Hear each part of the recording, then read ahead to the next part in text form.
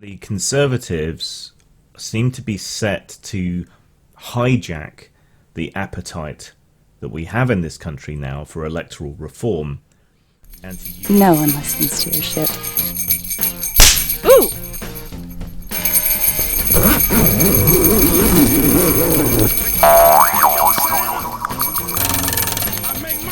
Merry Christmas! Ho, ho, ho, ho, ho, ho.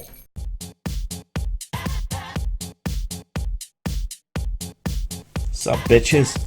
I'm reliably informed that I'm terrible at pimping my stuff. So here I am, pimping my stuff in what's hopefully an amusing way. If you want to interact with me and follow me, you can find me on Twitter at Grimasaur and at Mort_post for official announcements.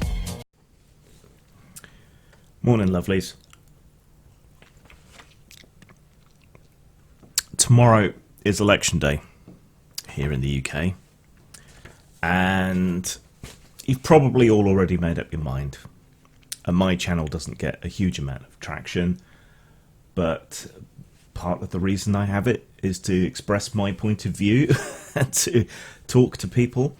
So, what the hell? Now, I'm a politics nerd along with everything else. I follow it. If I lived in a different country, this would all be rather fascinating, in much the same way that the American elections are always fascinating to me, or horrifying, as the case may be, given I don't live there. But this obviously is our election, and so it is simultaneously fascinating and horrifying and can actually affect me. Now, there's a really important aspect to this election that I think a lot of people are missing. A lot of commentators, though by no means all, it's largely been limited to the kind of specialist politics magazines and so on, certainly most other people. And that is that the Conservatives seem to be set to hijack the appetite that we have in this country now for electoral reform and to use it in a rather dangerous way.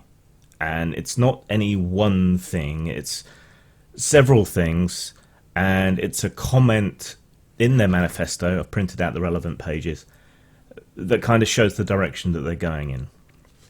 So let me take this point by point. I know it's wonkery, but, you know, bear with me. Well, this is a lie. As Conservatives, we stand for democracy and the rule of law. Our independent courts and legal system are respected throughout the world. One of the strengths of the UK's constitution is its ability to evolve. As times have changed, so have Parliament, government and the judiciary.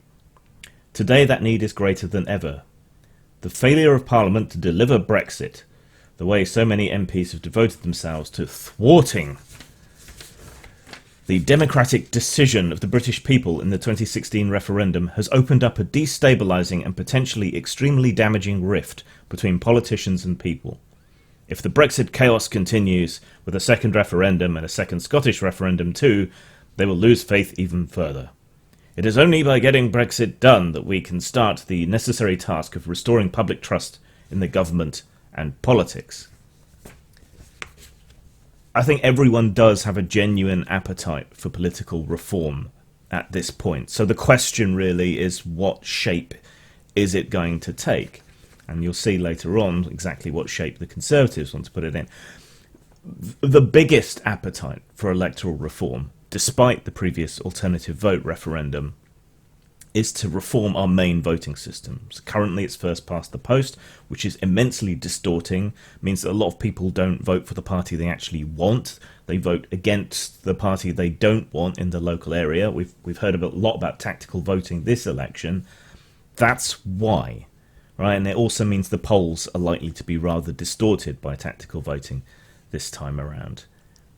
The Conservatives don't want to reform that. They know that first past the post favours the two big parties, and the Conservatives in particular, because of the way it distorts people's votes and on what they want in government. It has been a very long time since we actually had a majority popular government in this country.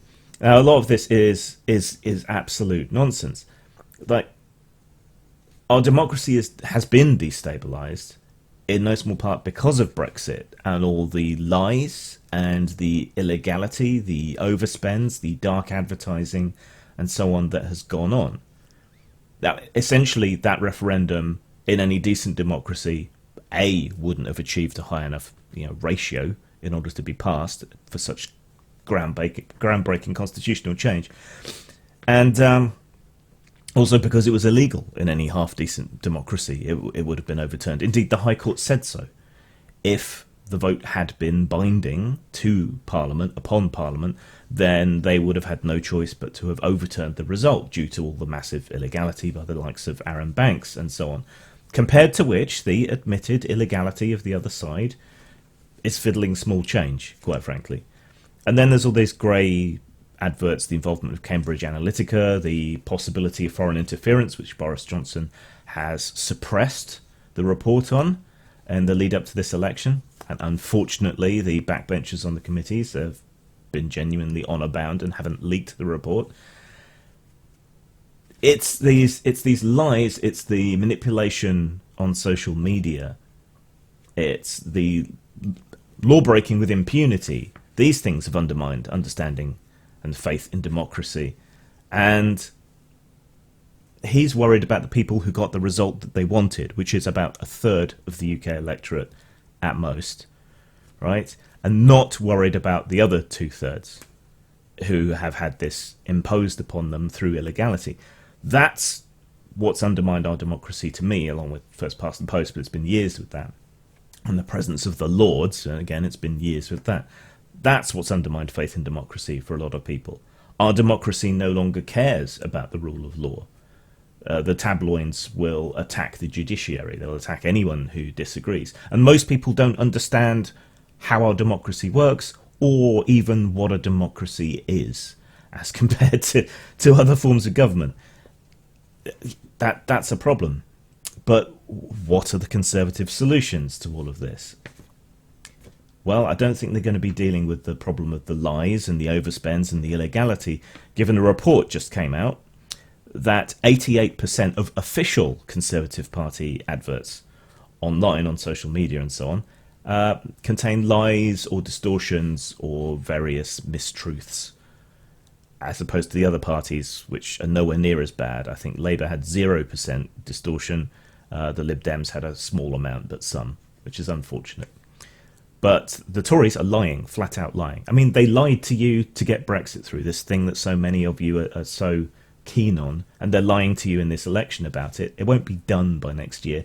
We're talking decades of negotiations from a weakened position against other nations. And if you're anti-globalism, well, you're going to be shit out of luck there. And if you're anti-immigration, you're going to be shit out of luck there, because necessity is going to mean more of both of those. But anyway, I digress. So their first reform that they propose is that they will get rid of the Fixed Term Parliaments Act, which is supposed to have led to paralysis at a time the country needed decisive action.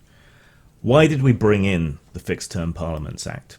Well, when it wasn't a fixed term, then the government could choose at any point to call an election. And so this greatly favoured whichever party happened to be in government, because they could put something out when the conditions were best for them. Right? So they could say, we're going to hold an election now. And it would catch the other parties on the back foot. They would be able to wind up to it ahead of time because they would know when this was going to happen. And they could do it at a time that suited them. So this tended to favour the incumbent government, making it much harder for anyone else to get traction against them. So we put in the Fixed Term Parliaments Act because it was more democratic. So you couldn't just wind something up in preparation for an election. You couldn't call it when you wanted. You had to deal with the situation as it was, which was more democratic. So getting rid of that makes it less democratic. They say, we will ensure we have updated and equal parliamentary boundaries, making sure that every vote counts the same, a cornerstone of democracy.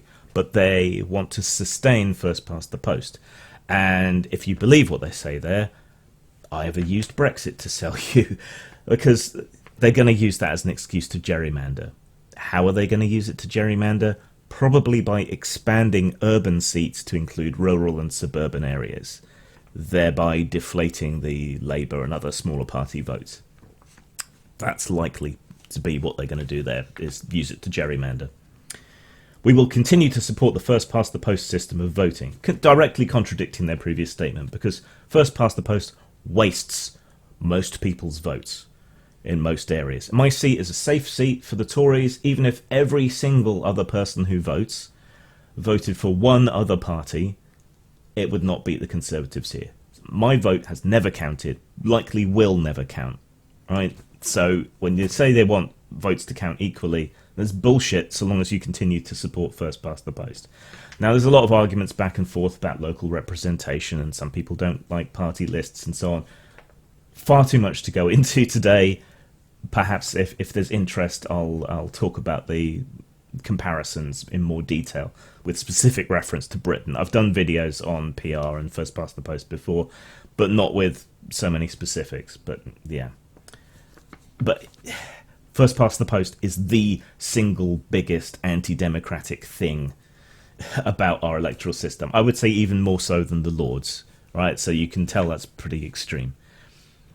We will protect the integrity of our democracy by introducing identification to vote at polling stations, stopping postal vote harvesting, and measures to prevent any foreign interference in elections. That last one, probably just a lie. But there is concern about foreign interference in elections. But if he was so concerned about that, why didn't he release the report on it going into the election? What a load of bullshit. Right. This is something some people seem to have a problem understanding, but wherever voter ID laws are brought in, they're used to suppress the sort of more left liberal vote, which tends to be amongst poorer people and immigrants and so on, who might have trouble having proper identification. Still, every voter is identified and ticked off on a list when you go to vote. Okay, you get a polling card through the post. You take your polling card, though you don't have to. Say who you are, tick you off on a list, give you your voting papers, you vote. Okay, there is really no need for voter ID whatsoever. There is no significant amount of voter fraud in the UK. There's just no need for it. So the only reason that there really exists to do this is to suppress the vote. Now, why is that such a big issue? Can't you just take your passport? Lots of people don't have passports. Passports cost quite a lot of money.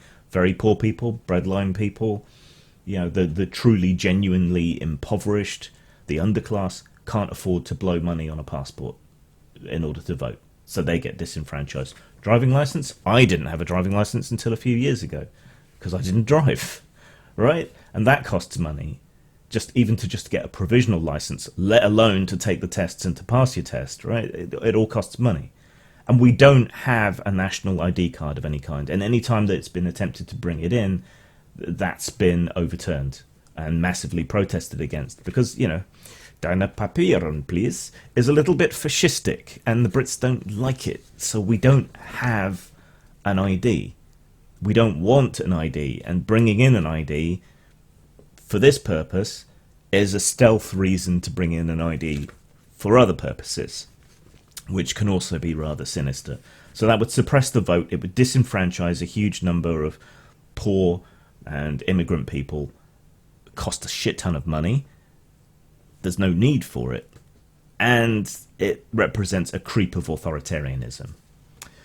We will make it easier for British expats to vote in parliamentary elections and get rid of the arbitrary 15-year limit on their voting rights. Okay, that's in theory good, but they deliberately disenfranchised British expats during the referendum vote. So I don't know that I believe you, quite frankly. We will maintain the voting age at 18, the age at which one gains full citizenship rights. This has become something of a hot button issue for a lot of parties. A lot of them want to extend the franchise to 16. 16 is when you can enter the world of work, when you can start paying tax, when you can join the military, and while you can't choose frontline duty, you can still be exposed to danger. So if you can serve, if you can fuck, which you can at 16 in this country, and if you can work and pay taxes, it seems to me that you should get the franchise.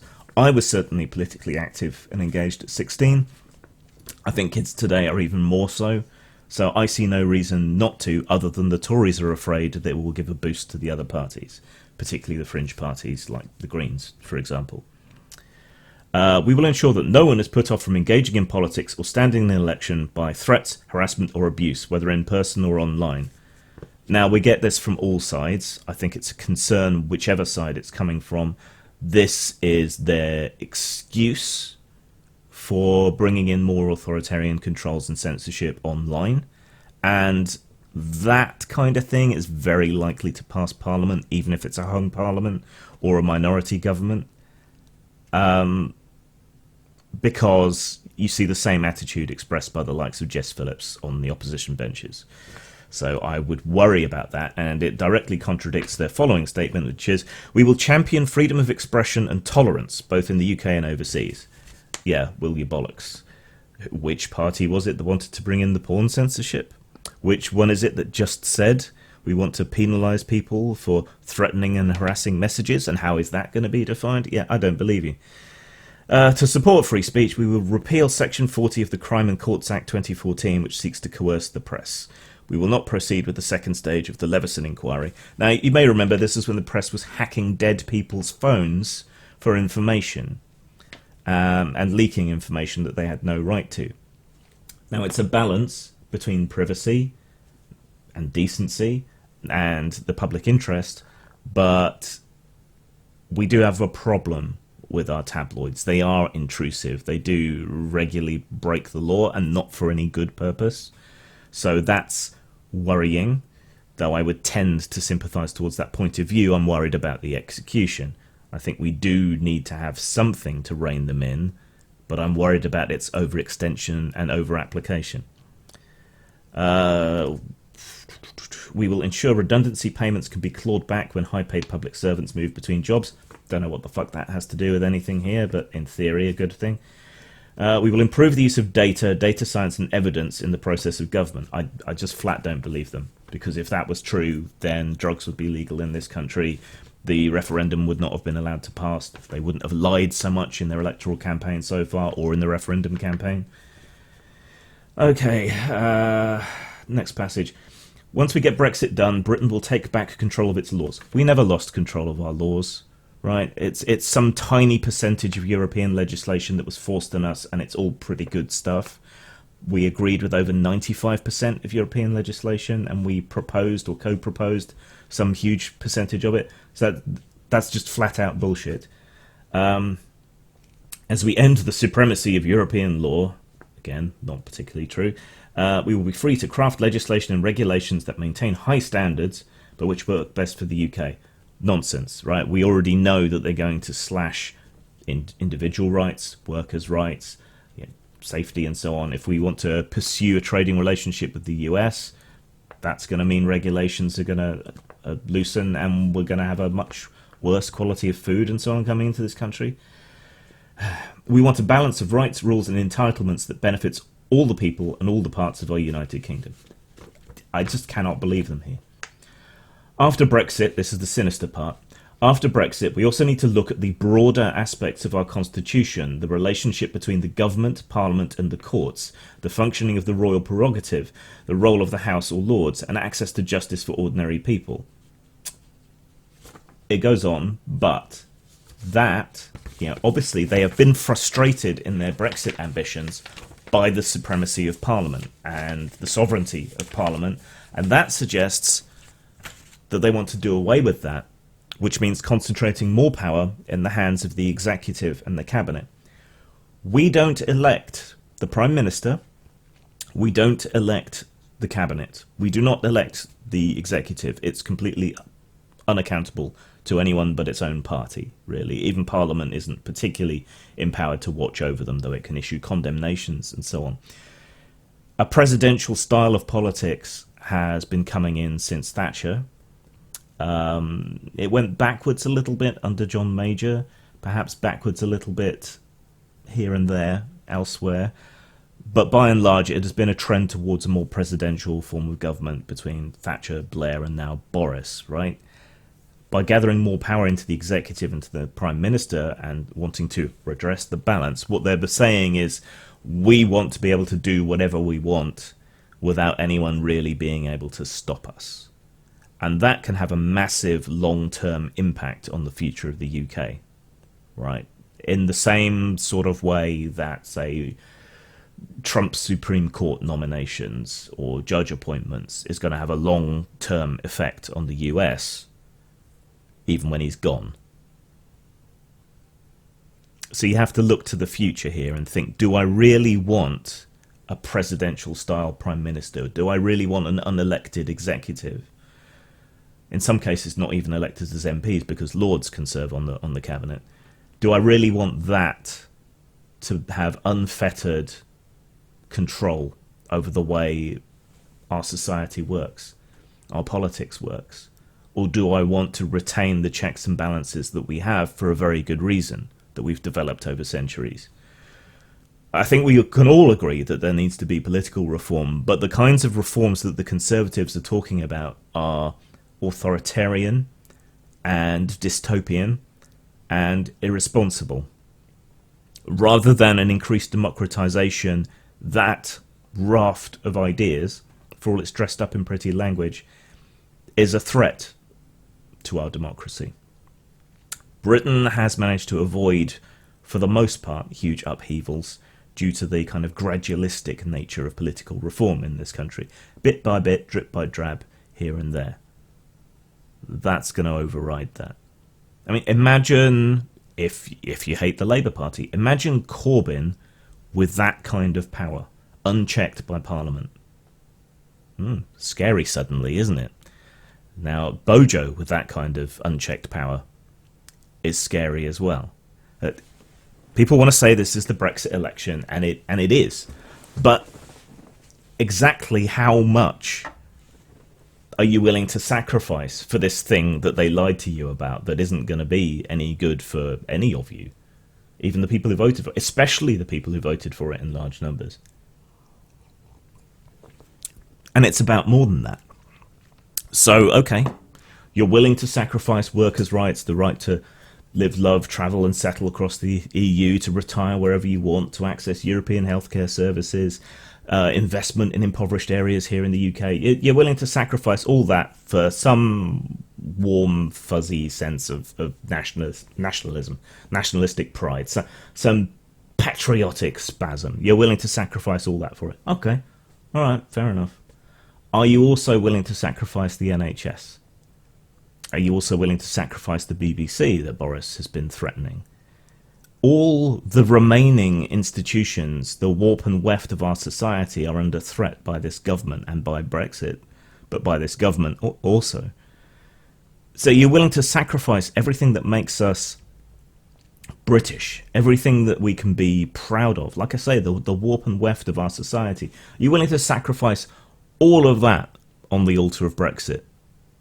We've had stories on the NHS, kids laying on coats, and that's a real story, despite what you may have heard on Facebook. If you go on Twitter, the reporter who was behind uncovering the story has a big thing where he explains everything and the process of verification and everything else. Go have a look. Are you willing to sacrifice all that? Are you willing to sacrifice even the pretense of honesty in our political system? Because all of these adverts that you are seeing on Facebook are bullshit, and often disguised as some kind of activist group or something when it's actually a big conservative donor doing it. These are the problems we're facing, along with the distortions that the first past the post system creates. All of that, everything that is uniquely and pridefully British is under threat, and you're willing to ignore it all and allow it all to be burnt away just for some kind of sticking it to the Krauts feeling? Really? Just have a long, hard think about whether the cost is really worth the benefit. And the only benefit is that warm, fuzzy, nationalistic, fuck you. There's nothing else to it. So please, whatever you vote, just make it not Tory. That's all. That's all I ask. Zang. Postmortem Studios sells a wide variety of stock art, well over 500 pieces, many of them by RPG industry veteran Brad McDevitt. These are available for you to use in your personal or professional projects, whether stories or games or anything else. Check us out at rpgnow.com.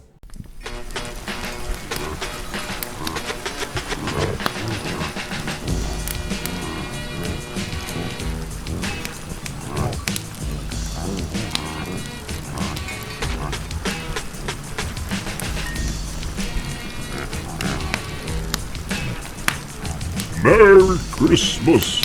Ho, ho, ho, ho, ho, ho.